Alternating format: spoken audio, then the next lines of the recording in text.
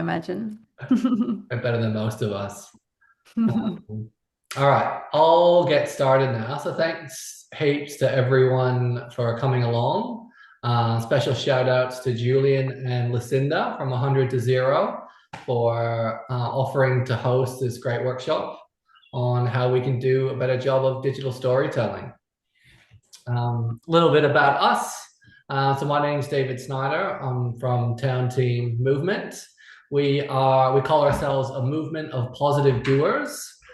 So we enable and empower local leaders to create great places and better neighborhoods. I'm also wearing a few hats from Town Team Movement. We've also got our Streets Alive program, and I can see already a lot of the participants on this call. And that's a community-led program aimed at shifting attitudes and behaviors towards road safety and creating safer speeds, slower streets, and more connected and inclusive environments. And I'm also wearing a third hat at Town Team Movement, representing our Quick Wins weekend, which is coming up this Woohoo. weekend. Thank you. From the 24th to the 26th of October. And it's really about just getting out there, doing something small, simple, doesn't cost a lot of money, and just showing your love for the place. And I think this webinar is a great opportunity to showcase the great projects that everyone's doing in their communities. So on that note, I'll hand over to Lucinda and Julian to run this great workshop. Thank you. Amazing. Thank you so much. I'm going to share my screen here. Can you see that all right? Amazing. Um, Thanks so much for having us. Town Teams is like totally one of my favorite things ever. I've known Dean and David for, oh, I don't know, it might be a decade if I'm showing my age there, but certainly watched the journey and really excited by the work you're doing. I'm dialing in from Melbourne today, so I wanted to acknowledge the Wurundjeri people of the Kulin Nation of the land that I'm dialing in from. I'm sure it's different from for you guys all around.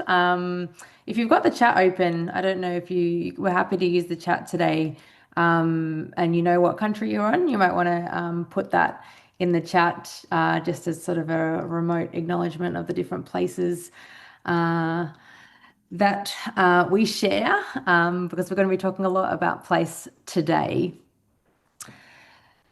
So this is a workshop about telling great stories about your neighborhood. And we'll talk a little bit about where this project has come about. It's speaking of different hats. It's neither Julian nor mine's primary hat, but we it ties together different threads of interest and action, and I think has a lot of shared interests with the work that you're doing, but really looking at how we can use digital storytelling as a mechanism to create impact and create change. But before we kick that off, would be interested to know a little bit about you in terms of digital storytelling. Like, what do you like to watch online? Are there particular YouTube channels that you subscribe to, or Netflix series that you watch, or yeah, I mean, could be anything really. But if there's something that you're particularly interested in watching online at the moment, then would love to hear about that. You can just chuck it in the chat. It's probably easier than anything else, or feel free to yell it out if you're not wrangling grandchildren at the same time. Um, yeah, what are you guys watching or like to watch online? Oh, craft videos, amazing. I like that too. Yeah.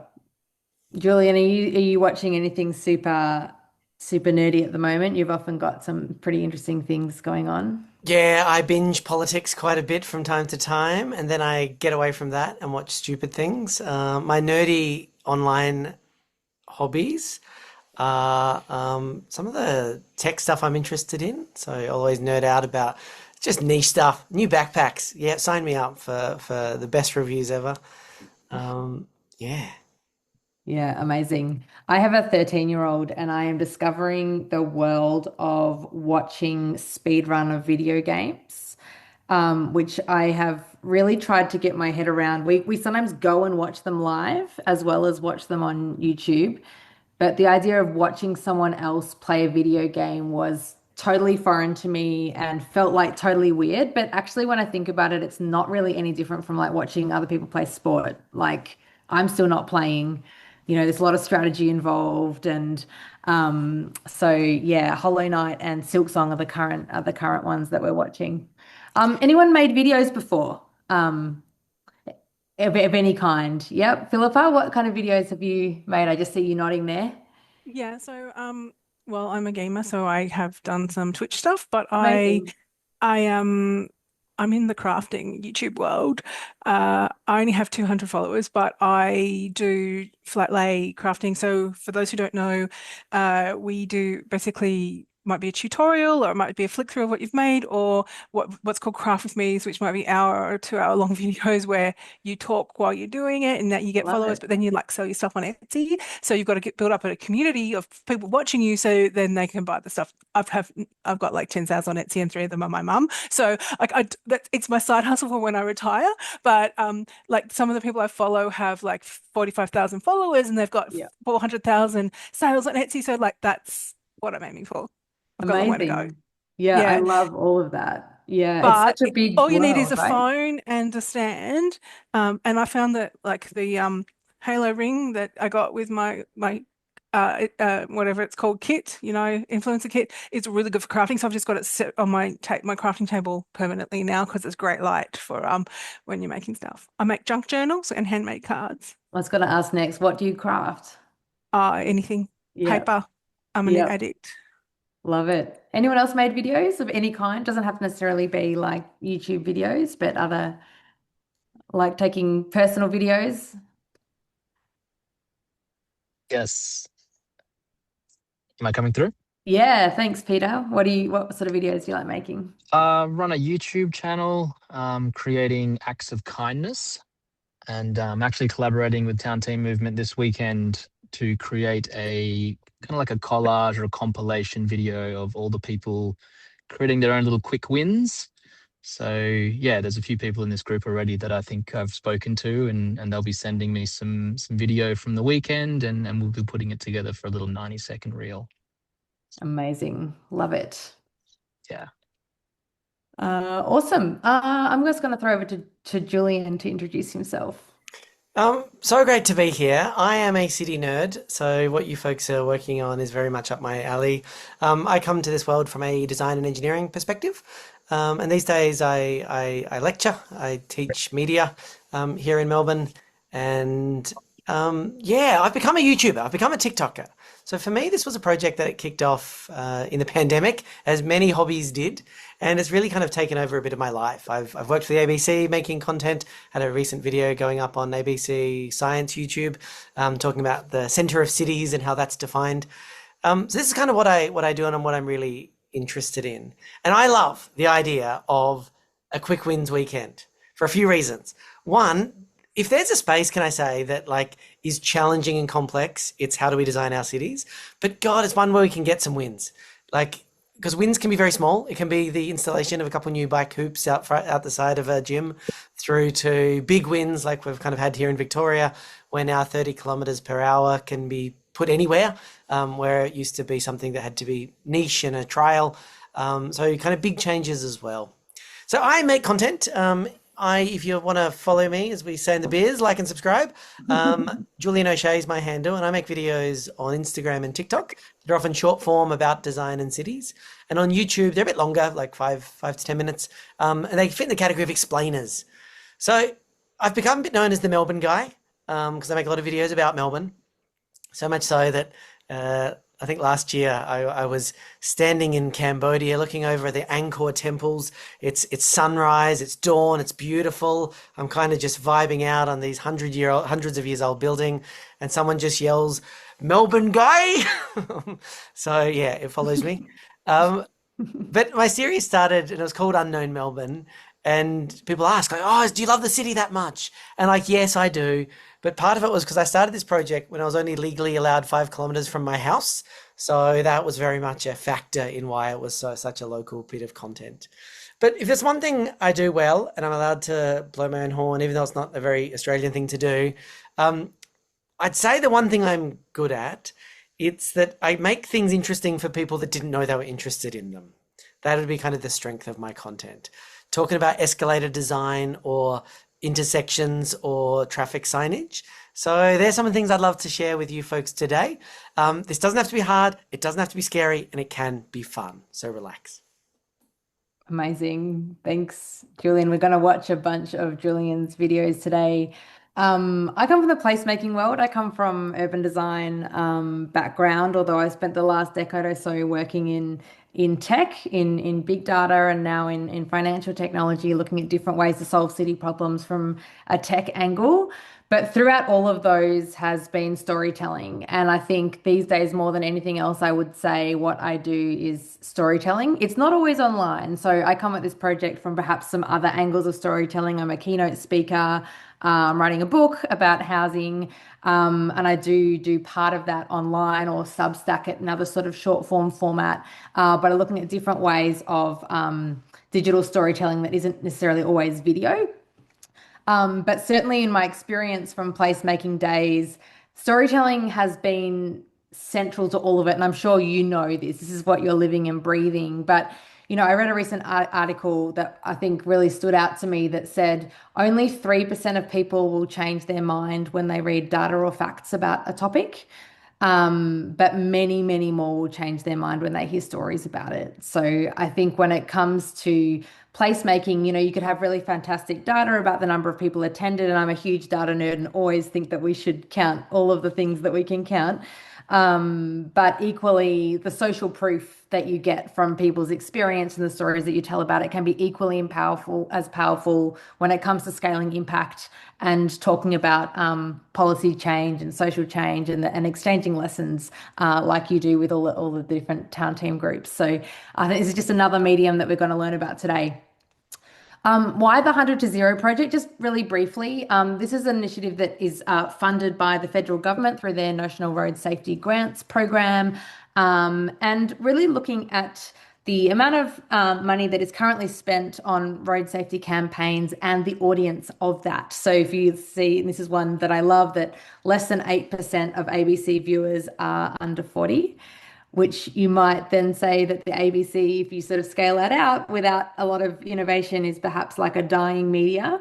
But there's, 8.5 million TikTok users in Australia alone, greater than that now. That statistic's a little bit old. That's like 1 in 2 people are a TikTok user. So if we're thinking about how do we transform content for where the audience is, it's really about using a lot of these mediums and a lot of these platforms. And from a road safety perspective, it's really about trying to communicate messages about road safety to a totally different audience. But being city nerds, Julian and I have really taken very much a place-focused lens. So it's much less about, say, driver behavior, although there's a part of that, and more about how do we make cities that are great for everyone.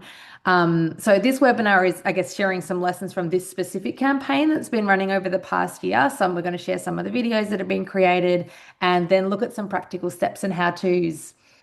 So the 100 to 0 comes from 100 seconds or less. So how do we get to net zero, sort of net zero fatalities on the roads through communication that's 100 seconds or less? So all of the stories are really short, not more than 1.5 minutes, and are looking at distribution on TikTok and Instagram. The most successful video from the campaign so far is this one called Why Bull Bars Are BS. And we thought we might start with one of the videos if you can hear my This audio. is an outdated and dangerous piece of technology. Now, this is a bull bar, also known as a roo bar and a nudge bar. And while they may have had a role in the past, the fact is these days they make cars more dangerous. Now, their general purpose is in case you hit an animal, it won't cause damage to the car. But things have changed in the last 10 years or so. Essentially, cars are deliberately designed to have a crumple zone in the case of a collision. And not only that, these can interfere with things like the deployment of the airbag. Plus, if they're not installed correctly, they can get in the way of the lights and any frontal sensors. Now, not only that, these things are much more dangerous for pedestrians. This is a big, heavy, sharp chunk of metal that's been put on the front of the vehicle. And in fact, what can happen is if you get hit by one, a pedestrian will die at half the speed as a vehicle that doesn't have one of these installed. Now, because of all of that, the European Union has banned the selling of new cars with non-compliant bull bars. And the recommendation here in Australia is this is an outdated piece of technology and shouldn't be installed on your vehicle. All right. So that's 100 seconds or less for quite a lot of content. Just interested, like what stood out to you about that video in terms of its format or its style or its content? Are there some things about that that stand out to you as to why you might think it was one of the most watched videos of the campaign?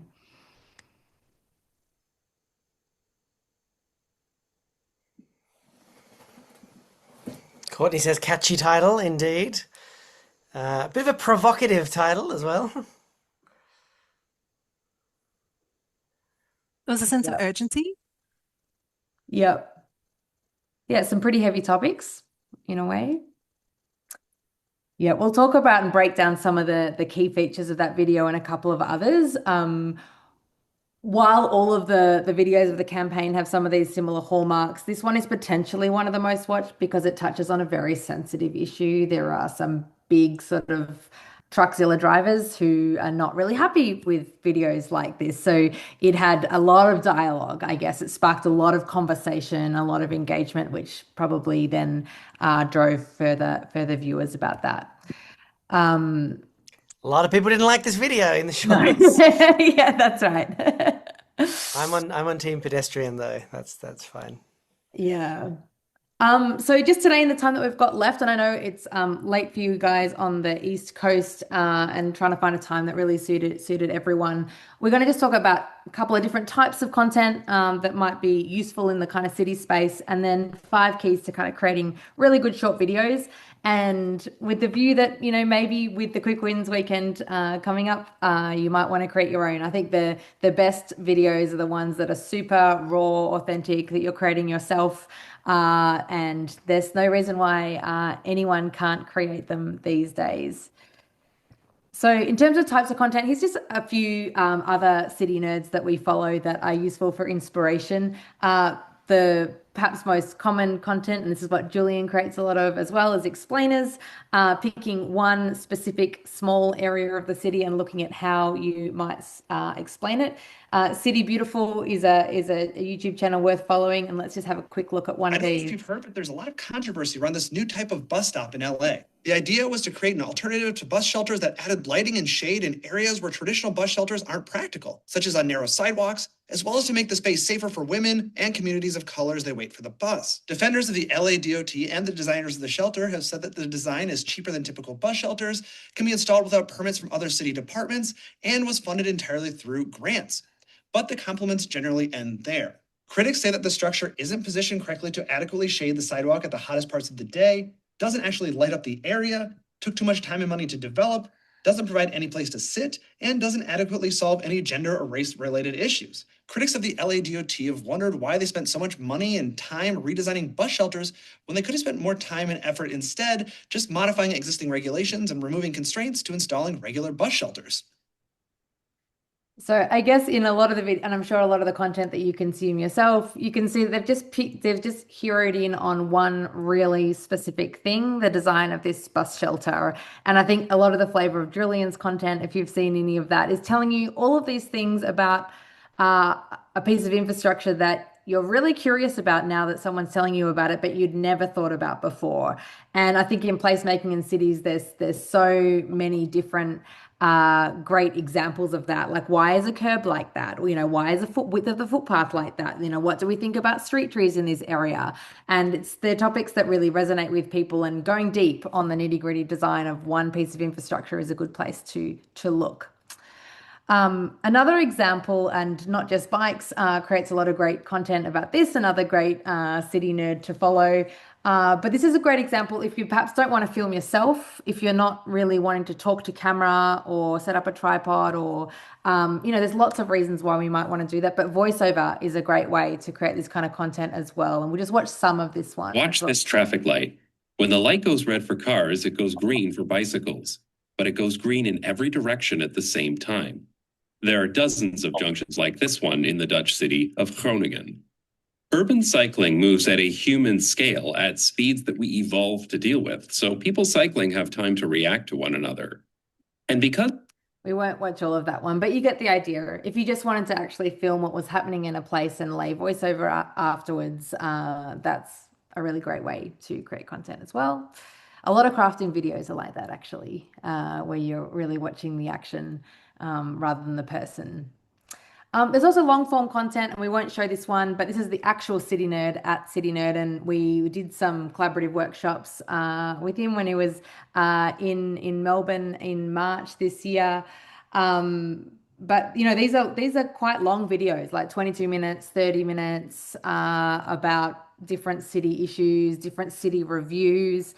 So certainly depending on the channel, if you're wanting to create some longer form content, there's some areas like that as well. So Julian's putting the links in the chat too, if you want to dive a bit deeper into this kind of content. Once you've watched a few of them, your feed will then be full of all of the others. So that's a good way to train your algorithm around nerdy place content. All right, so we're going to dive into these just 5 areas of creating really good short videos. So there's just some really good takeaways from this campaign. One is having a great title and a great topic. And so that's often picking something really specific, but something that's of interest to you. So the videos that we're showing today as examples have all got a similar flavor because they're from this 100 to 0 campaign, but there could be something totally else that you want to create content about, and that's fine too. When you're passionate or interested about a topic, it really shows through. So really genuinely encourage you to follow your interests. But the title really matters. And a lot of the videos people will watch without audio on. And if that title's there, it can really catch. Something that's, Julian teaches on, and it's really interesting to look at in the way that we consume content today, is it's not opt-in, it's opt-out. So, even on Netflix, you're choosing what you want to watch. But if you're, just scrolling on Instagram or TikTok, it's like it's going to present you content until you stop. So it's more that people would stop watching and keep scrolling rather than opting in. And so because of that, things like catchy titles and the first kind of 5 seconds really matter. So this is another one from the campaign. And of all of the angles of things that we could have chosen about streets, it's like, why trucks don't beep anymore? Like, it's a question. There's something that's inviting curiosity about the title. So that's something to think about with that niche and that. Have you noticed that reversing trucks don't make beeping sounds anymore? In fact, they're more likely to sound something like this. Now, the idea that trucks had to make a noise when they back up makes a lot of sense from a safety point of view, and actually goes back to the 1960s. But this new alarm is called a white noise alarm. Now, what white noise is sounds across all of the audible frequencies, so from 400 through to 10,000 hertz. And there are some benefits to this. One of them is that it's easy to work out which direction the sound is coming from, and indeed which direction the truck is travelling. Some other benefits are, because it goes across all of the frequencies, it's less likely to get confused and mixed up with... All right, sorry, I might stop. Have you noticed that reversing truck? But yeah, having a really catchy title and a singular topic is really important. The other thing to think about is... I think my Zoom is good at noise filtration. Didn't make the sound. Didn't it? Yeah, watch that one. Watch that link again. It's got some really great sound effects that you picked up, and followed some trucks around during the week, no doubt, to get the footage. The other Just thing, before you jump on, listen, the one thing I'll add on the bit about the hook is that because that's the thing that keeps people watching, the opening second matters, the opening frame matters. And something where we are really well placed is that if you think about the content that exists on Instagram, a lot of it is like person talks to camera, which is fine. But something that's really powerful about what we're doing is that we are in the world, and we are in the world of our viewers. So I get excited when I see Melbourne on a screen. You might get excited when you see Perth on the screen, or the UK, or wherever you are, because it's still very rare. Like if you watch television and try to find a show with Melbourne that's shot in Melbourne, you won't find it. Like there's just so few. So that is a really powerful plus that we just get for free. Like this opening shot of Lucinda right there is like that is clearly an Australian Melburnian neighborhood, and someone has gone out into the world, which proves there's some effort behind it. So that's something where we're really well placed. Yeah, so especially with the kinds of projects that you'd be working on with your quick wins, I can imagine there's some incredible kind of like before after shots and color and movement and other things to be out there. It doesn't take a lot of effort.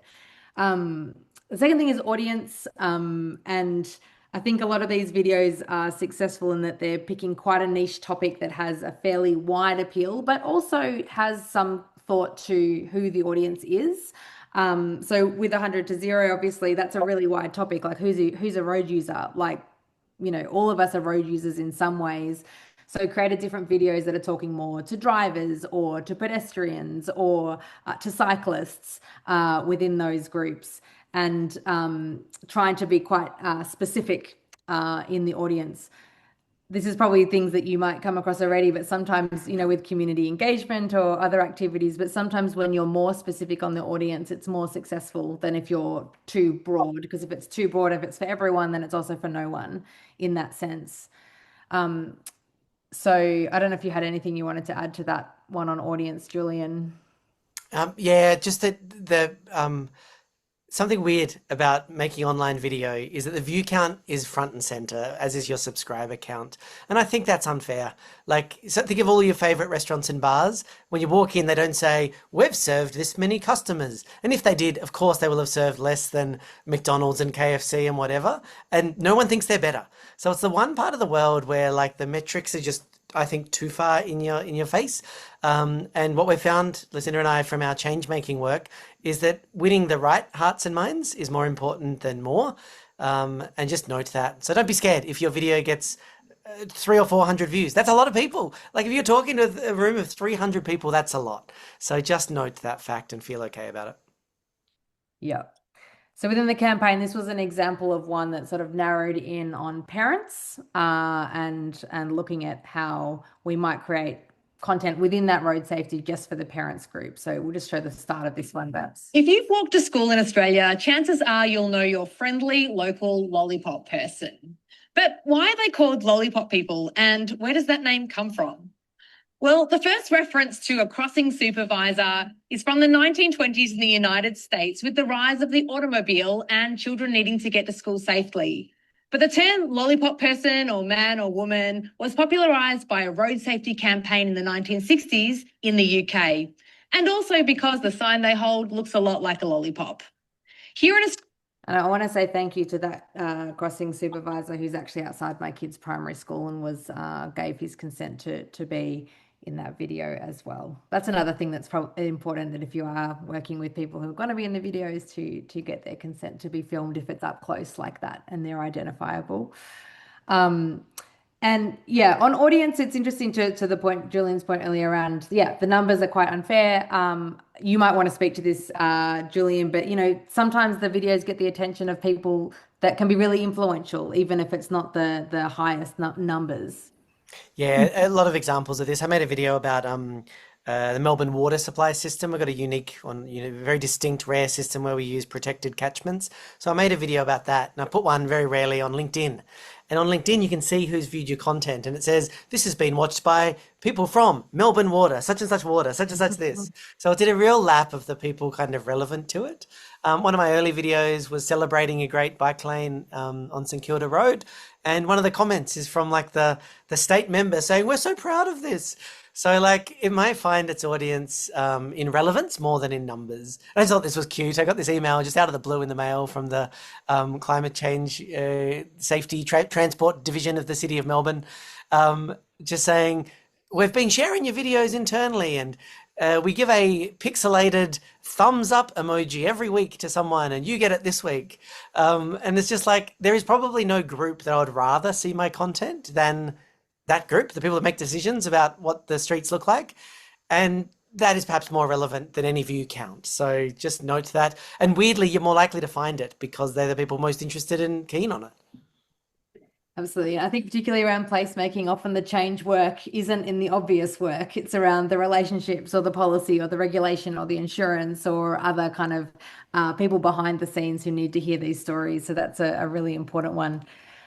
Just take a minute now, and we won't have too many sort of reflective questions because I know that people will be wanting to get on with their evenings. But just on those first 2 points on topics and audience, just thinking about what's coming up this week. Is it this weekend? You've got the quick wins, yeah. Workshop. Think about what are some of the topics you might like to address. Is there a and you don't necessarily have to shout it out, although you can if you want to, but just take a moment to reflect for yourself and think about like what are the projects that you're planning to do? Is there a particular angle that you might want to take, a particular audience that you might want to speak to, or a place that you're going to be? That's a topic in and of itself, is like, a particular street corner or a street or area. So if I had hold music, I would play that, but just we'll see how long 100 seconds feels when we're silent, because the extroverts will want to keep talking.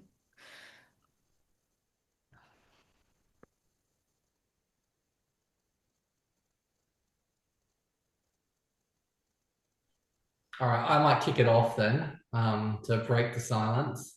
I'm looking at a project for my toddler son, and looking at painting some tiny doors and putting them along the verge down our street. So yeah, I guess my topic would be the tiny door scavenger hunt, and my audience are little grommets, but they're so up to my knees. I love that. That's so beautiful. Are you making the doors yourself? I haven't got that far yet, but Yeah, possibly. later. Yeah. Yeah, yeah. You know where that'll do well? In your local Facebook group, of the streets.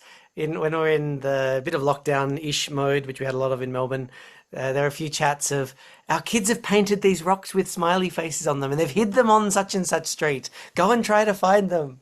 And that made for a delightful little, scavenger hunt.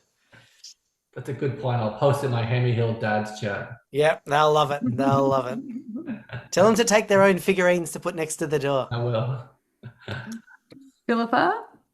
Yeah, so I read the 50 Quick Wins book this week and actually posted about it on LinkedIn, because I was blown away when I saw the little fairy doors on trees.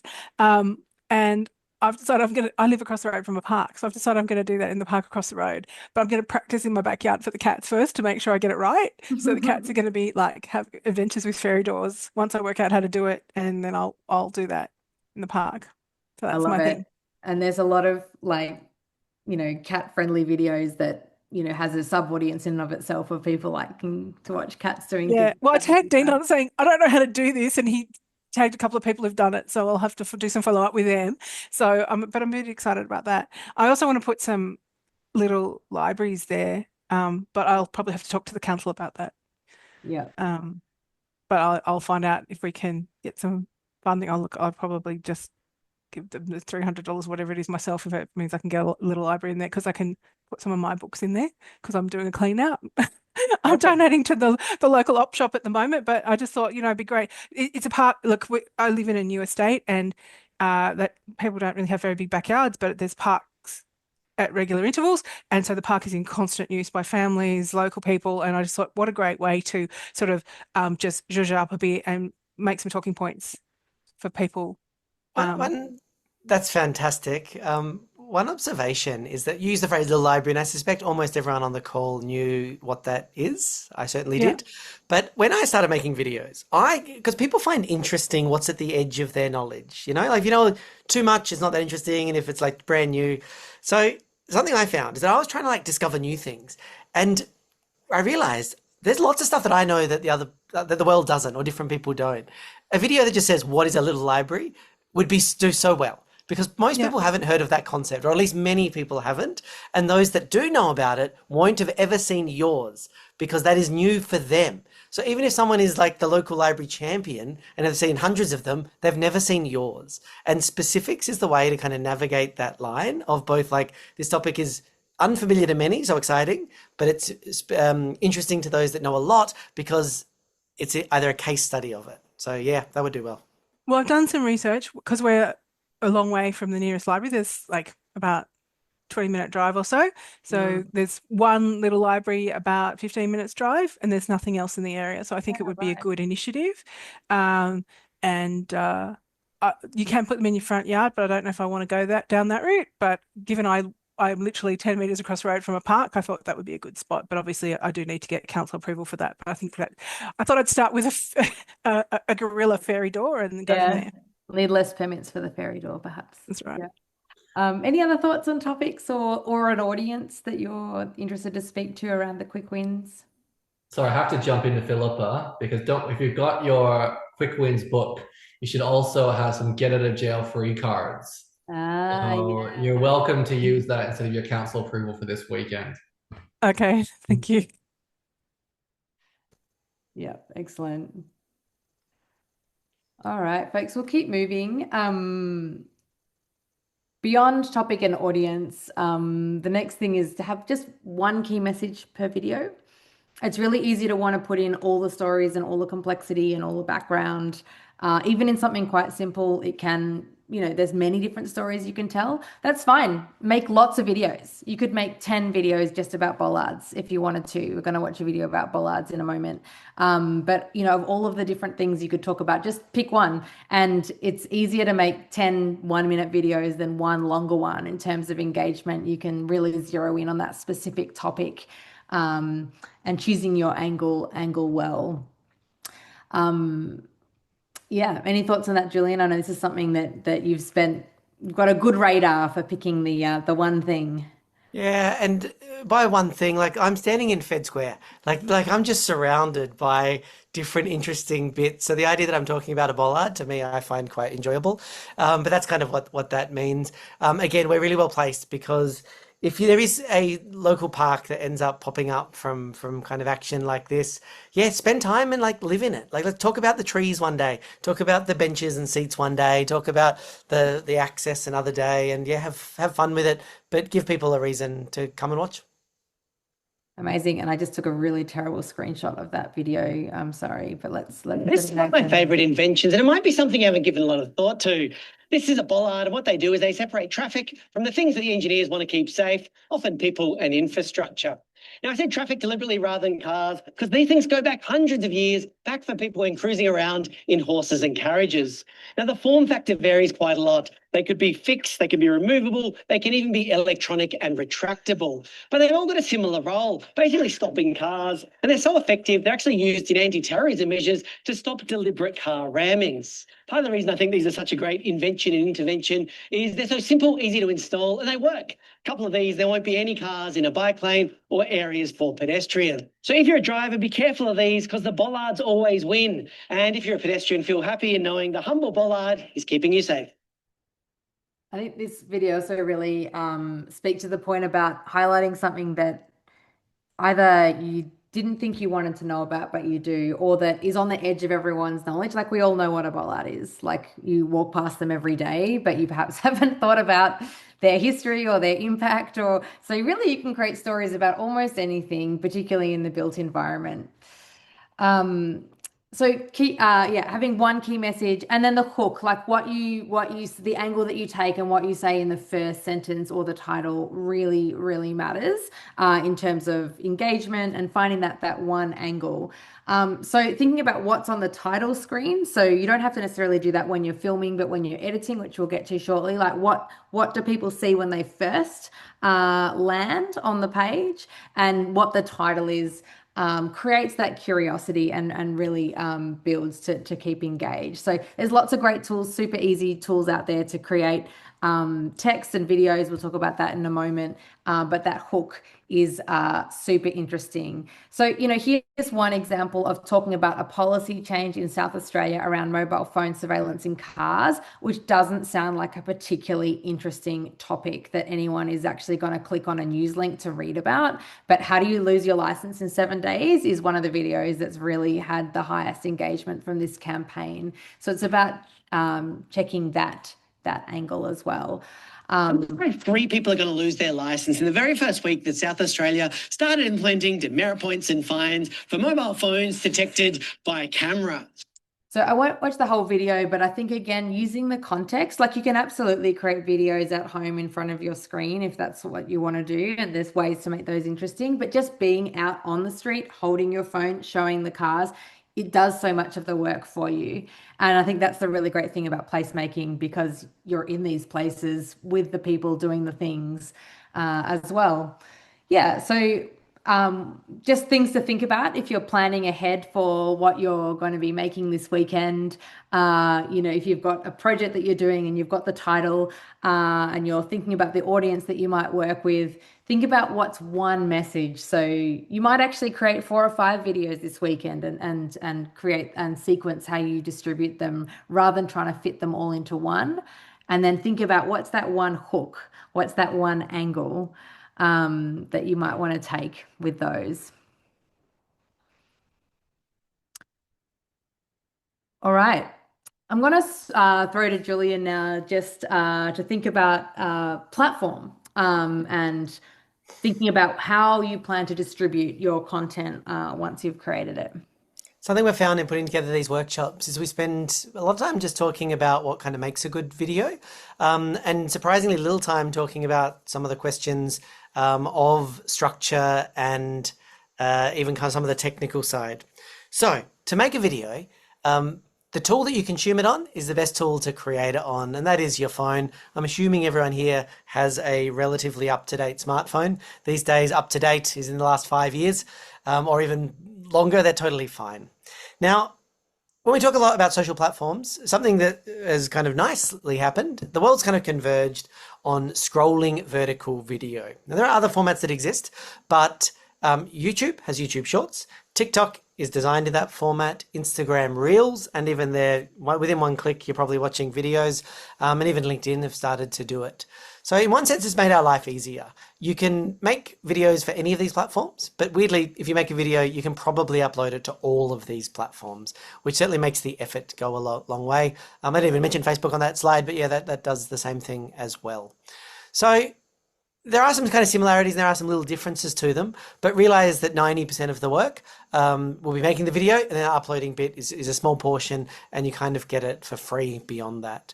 So don't feel the need to do all of them, but also don't feel like you've got to make specific videos for any of them. Amazing. And editing. So editing can be super simple. CapCut, great program. It's a free version. You can also have a paid version for around $20 or $30 a month if you're going to make a few of them. Editing used to be a really, really long, laborious task. It's now very straightforward. We ran a workshop like this with RMIT University a couple of weeks ago. We were in person, so we did an hour out filming, and people shot, edited, and presented their videos back within an hour. So it's really possible to actually do the editing very quickly. Some editing tips, Julian? Yeah, so there are some great tools that are free. Apple has its own kind of editing software, but CapCut's free and great. You can also edit within the apps, which is really cool, and then download that video and then upload it on the other sites as well. So Instagram has a great inbuilt app editing tool that works really well. So yeah, basically a lot of the kind of editing that I go for is getting rid of the bad takes. Like you're allowed to film things multiple times. When I started, I'd film a lot more because I'm a bit more comfortable on camera now, but a great joy of video is if you want to do it again, you can do it again. So I'll often go and film, and then I'll have whatever many takes. You just grab the last one because that's by the time you're probably most comfortable, and that's probably much closer to what you need to do. Some of the editing is just a cut where you go from like this bit worked well and I like this take, join them together. Now, a great thing about the modern world of social video is that people are so forgiving. Like where I'm sitting now looks kind of like laid out right. But the number of videos where the camera's just kind of like this and someone's just talking people are so forgiving. The kind of modern world of internet is that you're allowed to have jump cuts and people don't mind. The other things you might do is a voiceover. So if you did want to film, there's 2 roles of what a voiceover is. One is where you present to camera and then just put stuff over the top. That's called B-roll. Or alternatively is you film what you want, cut it all together, and then press record and just do a voice over it, basically talking to kind of what you can see or what it's about. Now, the two things that I strongly recommend, one is captions, knowing that people are watching this on the tram, on the train, on the toilet, in their office, whatever. So they may not have audio in, headphones in. So it just turns a video from unwatchable to watchable, which can be a really big deal. Plus, it's kind of inclusive, and yeah, some people just like captions. Now, these days, there's an amazing magic button that you can push and it auto generates the captions. Like, people hate generative AI, but the one good thing that the robot is good at is turning your text into well-aligned captions that are well-timed. So that has saved me hours of work. And I like to chuck on a title. It's not mandatory, but something catchy on the way in can really grab people much earlier. Those little few things, cut and move footage, put something over the top, B-roll, or do voiceover. Transitions can be when you're joining two things. It's kind of what I described. Some captions and a title.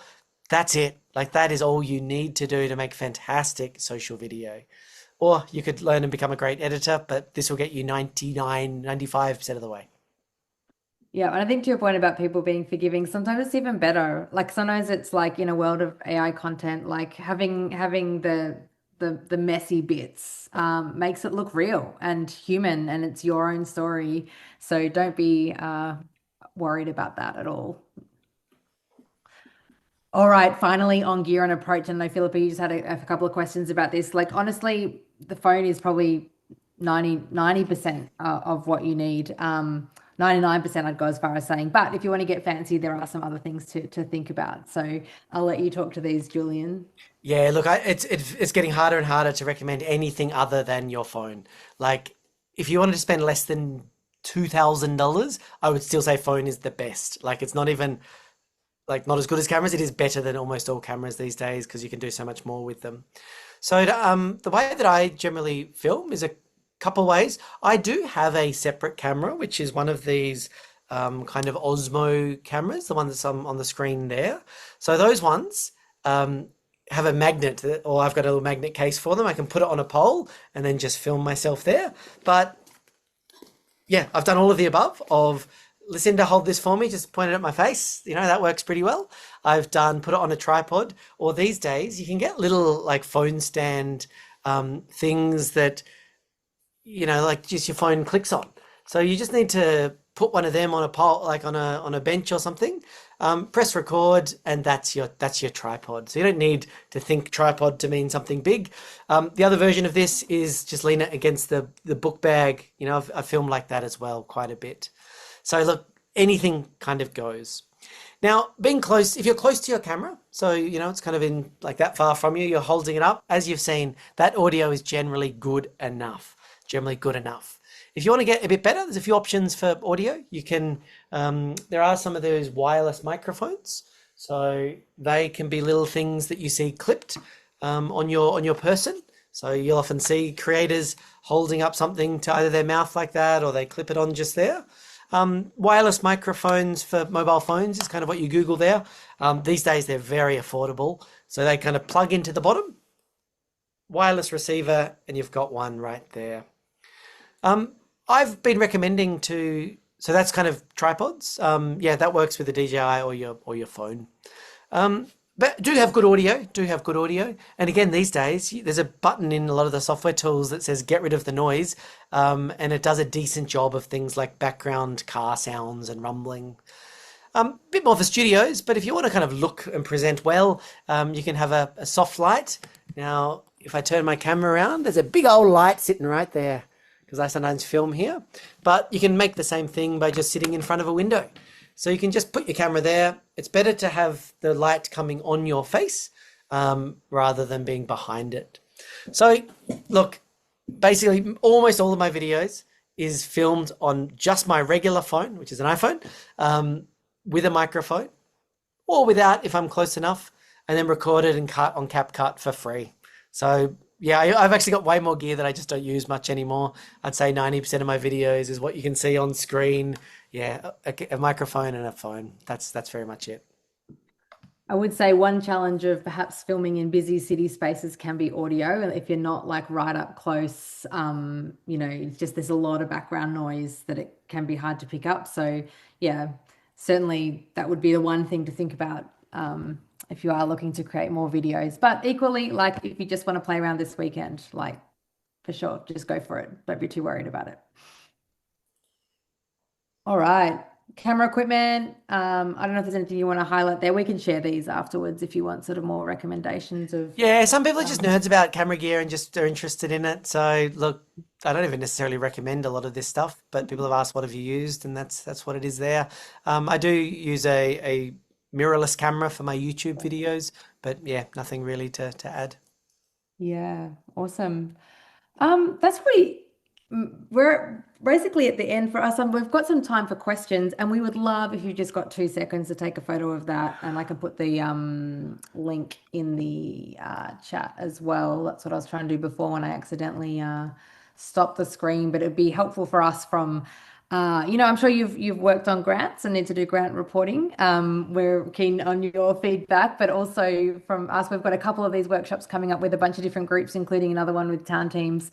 Would love to know what we can do differently, what you've learned, and how we can improve for next time. So I'll chuck this in the chat as well. If that's easier for you, that would be super great if you wanted to take a minute to provide some feedback. And yeah, but while we're doing that, if there's any questions for Julian or myself, any thoughts, reflections, love to hear it.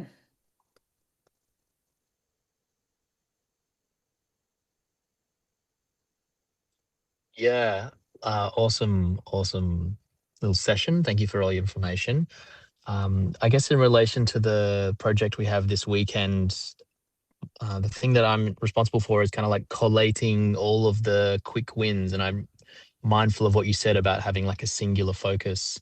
So yeah, wanted to hear your thoughts on maybe like a through line or like an opening sort of sentence to sort of bring together such an eclectic mix of different people doing so many different things, from little popcorn movie sessions to the fairy doors and so much more. I'll dive in. What I'd recommend is, because you're there anyway filming, is to almost see if you could get a singular video out of each before you make the combined one.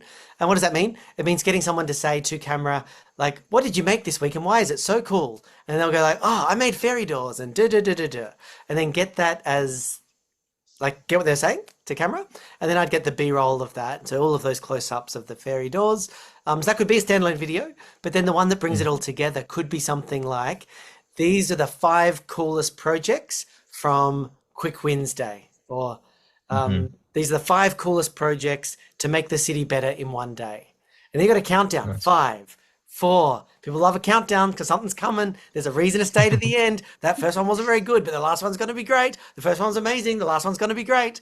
That's probably what I would do. But I would recommend to you, Peter, that you just consider also, getting someone, could they also be 5 standalone videos as well?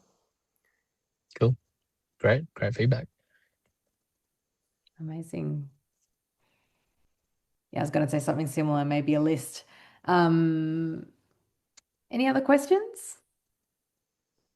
Hi, I just have one about filming just for editing. So do you like film and then stop after like each take or after each part, or do you just keep it rolling and then go in and cut and edit to bring it all together? I guess I'm just trying to think of, I'm really slow at editing, and I'm trying to think of any sort of way to try and make it a bit quicker. Mate, I was so bad when I started. I do not think you understand how bad I was, to the point where I decided, this is true, it's easier to learn and get a script perfect that goes for 5 minutes in one take than learning how to cut footage. So Yeah. let me hand on heart say I get it. I absolutely get it. So it depends a bit on what type of video you're making. If it is one, because these ones are fairly short these days. They're like that we're making. They're kind of 100 seconds or less. So look, I might even be able to show you an editing timeline of a video that I've made. Can I share a screen, mate? Yeah, go for it.